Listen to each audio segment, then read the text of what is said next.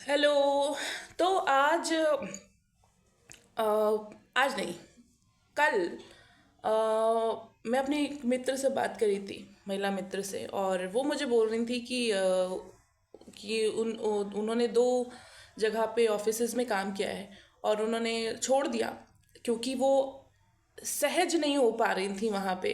और असहजता का कारण था वहाँ पे ज़्यादातर जो पुरुष थे वो काम कर रहे थे और ज़्यादातर आदमी वहाँ पे काम कर रहे थे, तो उसको बड़ा असहज महसूस होता था। हालांकि उन लोगों ने कभी कुछ कहा नहीं, कुछ किया नहीं, लेकिन वो कहते हैं ना कि being a girl you have a six sense, you have a sixth sense, कि आपको अनुभव हो जाता है कि आपके लिए कोई एनवायरनमेंट सेफ है या नहीं है। तो वो उन्होंने दो ऑफिसेज का अनुभव शेयर किया। बोले कि यार मुझे लगता था कि कम से कम एक व्यक्ति जब शिक्षित हो जाता है तब तो वो थोड़ा समझदार हो जाता है, उसको अच्छे बुरे की समझ हो जाती है, उसको ये समझ में आ जाता है कि यार how to make other comfortable.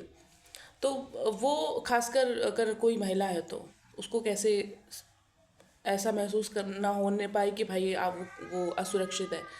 लेकिन बोलती है कि ये भ्रम भी मेरा टूट गया। तो मैंने उसको बोला कि ऑफिसेज में लगभग ऐसा होता ही है। और वो कहती थी कि मुझे ताज्जुब तो इस बात का हो रहा है कि ये जो पुरुष थे ना, ये लगभग अपनी 40 पार 40 साल की उम्र के आसपास होंगे और लगभग मेरे पिता के उम्र के हैं, मेरे लिए तो पिता जैसे, लेकिन इनकी नज़र में मैं बेटी जैसी नहीं हूँ। और मुझे बड़ा अजीब लगा। तो फिर मैंने उससे यही कहा कि मैंने कहा ये अजीब लगने वाली बात नहीं है, लगभग अम, समाज ऐसा ही है। जब भी कोई घटना घटती है, जैसे कि किसी बच्चे के साथ कुछ हुआ, किसी ने कुछ किया, तो हम बहुत सारी चीज़ें उसमें हम कह देते हैं कि ये आरोपी है ना, जो जिसने जो भी उसमें शामिल था, हम उसको ढूंढ के और कह देते हैं कि ये आरोपी है, इसने किया है। मगर अगर आप थोड़ा और गहरे जाएंगे तो आपको समझ में आएगा कि लगभग इस समाज में हर व्यक्ति की, लगभग मैं बोल रही हूँ, सभी की नहीं बोल रही हूँ, लेकिन लगभग हर पुरुष की दृष्टि वैसी ही है। इट जस्ट कि उनको किसी को मौका मिल जाता है, किसी को नहीं मिलता है। और इस मौके में भी दो तरह के लोग होते हैं।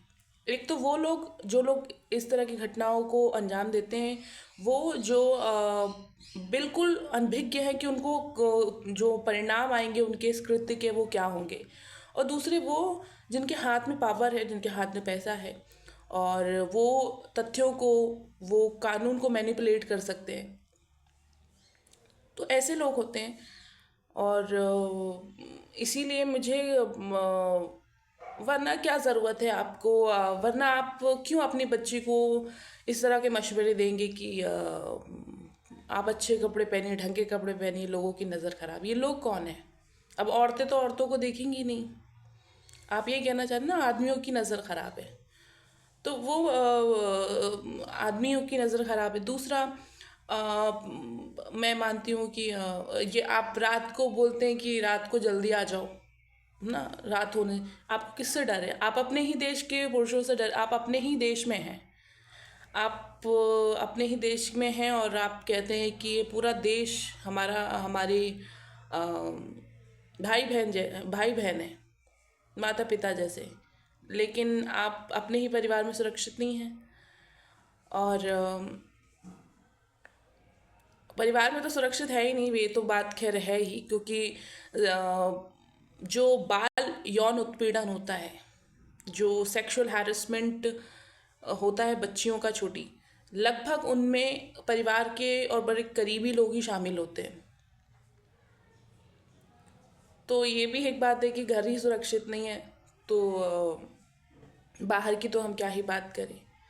लेकिन पॉइंट ये है कि हम ये कह देते हैं कि ये कुछ घटना घटती है तो कि ये आरोपी है, लेकिन मुझे लगता है कि लगभग हर ही व्यक्ति के अंदर एक ऐसा व्यक्ति बैठा हुआ है जो किसी अपराध को तो अपराध को अंजाम दे सकता है, बस है कि मौका नहीं मिलता उसे। मौके की बात है। So that's it. आज के लिए। वैसे ये विषय बहुत लंबा है, जितनी बात की जाए उतना कम है, क्योंकि बहुत ही सेंसिटिव इशू है। तो आज के लिए इतना ही। मैं कभी फिर इस पर और बात करेंगे।